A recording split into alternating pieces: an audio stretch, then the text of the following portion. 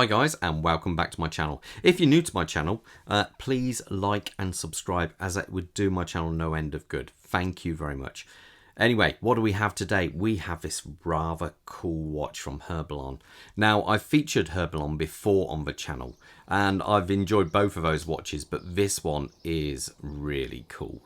It's got a forged carbon case, and also with the with titanium as well, but I'll talk a little bit more about it in a second. This is normally something reserved for the likes of brands, well, of the likes really of Audemars Piguet, who really kind of pushed the forged carbon forward, and this has got that, and I think for the price especially, it is amazing.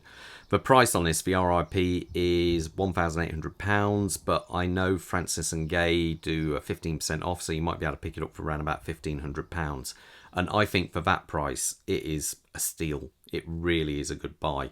Let's talk sizes first. We're talking a 43mm case size by 12.4mm thick. The lug to lug, depending on where you measure it, across here is 48mm, here is 50mm.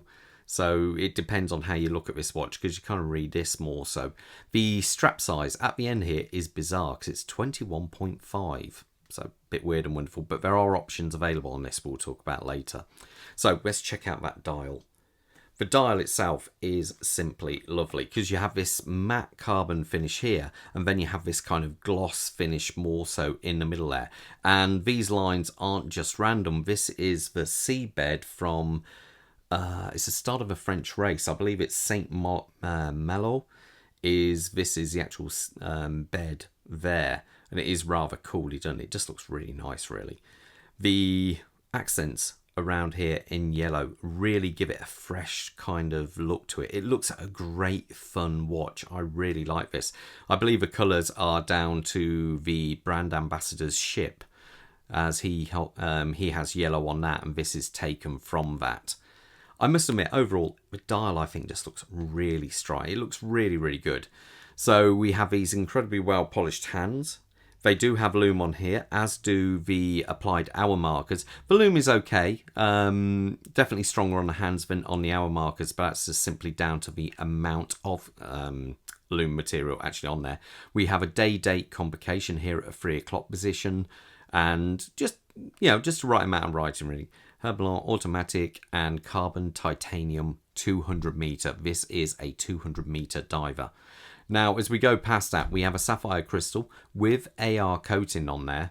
And, you know, I don't know, maybe a dome one might have looked a little bit better, but I don't mind it at all. I think that just, you know, it just looks great.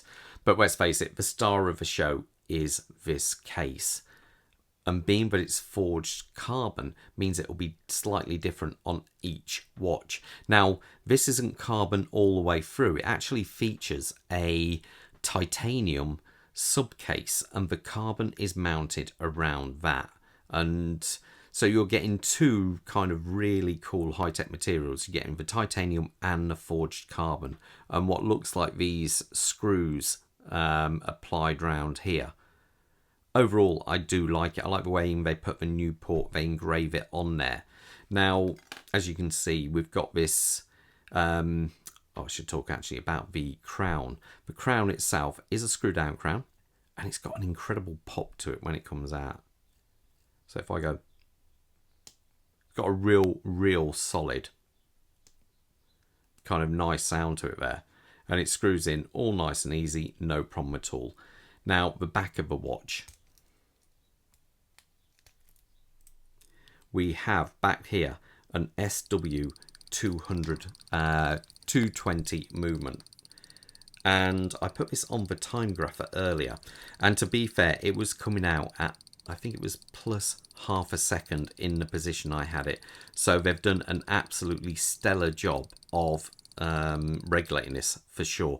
It's a 26 joule movement with round about 41 hours of power reserve, and I like the way they've placed it behind this slightly darkened crystal, just so it gives it a bit more of that, because it'd look, I think if you could see it in its pure kind of silver form, it would look a bit too sharp for the back, but it does look really good on here, I must admit. I think so anyway, and this is a titanium Caseback, I believe. So it's just a lovely job, I think, on this one. Really is a sharp, kind of cool looking watch.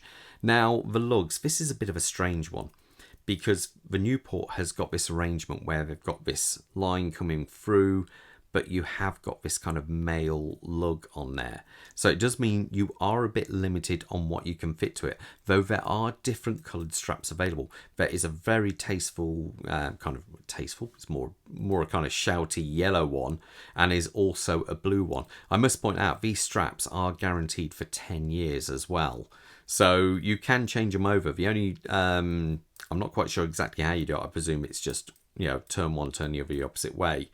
Now, I would be a little bit cautious on this one because being a black, you wouldn't want to mark them. But you can get different coloured straps, so that is good. Now, as we come back here, I've left a sticker on here.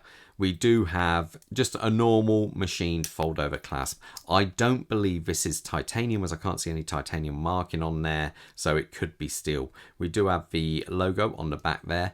Plenty of micro adjustment, twin button pusher, and yeah, nice and simple.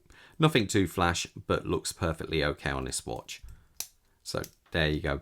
But as I say, overall, I think this just looks superb.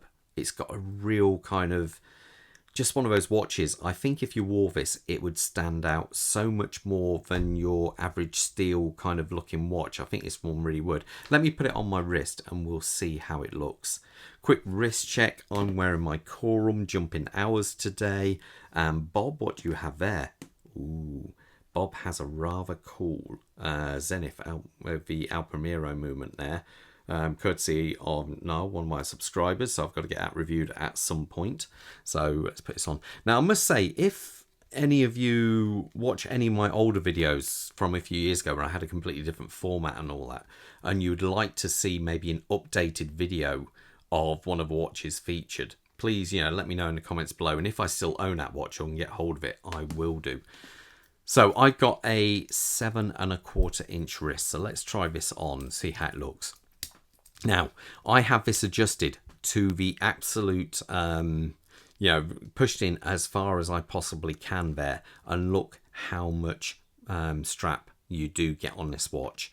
So there is absolutely loads. You can fit this on a really large wrist, no problem at all. But as I say, there it is on my wrist. And I think personally, that looks a cracking watch. I really do think it kind of stands out a lot more than many of the other watches you see out there. So anyway, let me know in the comments below what you think of it. If you got any questions, I say I'll try and get back to you on them, no problem at all.